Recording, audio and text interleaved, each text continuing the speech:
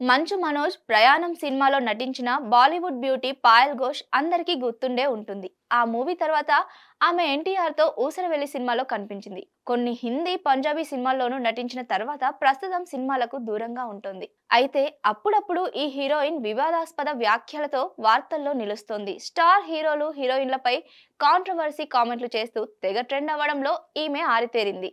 తాజాగా పాయల్ ఘోష్ సలార్ గురించి చెప్పి మరోసారి వార్తల్లో నిలిచింది. ప్రభాస్ సలార్, షారుఖ్ ఖాన్ ఢాంకీ సినిమాలను ఉద్దేశిస్తూ ఆమె షాకింగ్ కామెంట్స్ చేసింది. 2023లో విడుదలైన సినిమాలన్నీ చెత్తగా ఉన్నాయని, ఒక్కటి కూడా చూడలేదనే విధంగా చెప్పింది.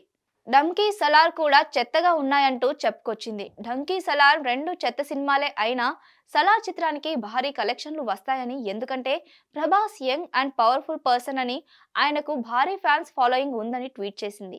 ఈ ఏడాది బాలీవుడ్లో భారీ కలెక్షన్లు సాధించిన పఠాన్, జవాన్, యానిమల్ సినిమాలు అంతగా బాలేవని పాయల్ చెప్పుకొచ్చింది. అన్ని జనాలను పిచ్చోలను చేసేలా ఉన్నాయంటూ ప్రస్తుతం పాయల్ చేసిన ట్వీట్ సోషల్ మీడియాలో వైరల్ అవుతుంది. వార్తల్లో నిలిచి ఫేమస్ అయ్యేందుకే ఇలాంటి పనికిమాలిన కామెంట్స్ చేస్తుందంటూ ప్రభాస్ ఫ్యాన్స్ నెట్టింట విరుచుకుపడుతున్నారు.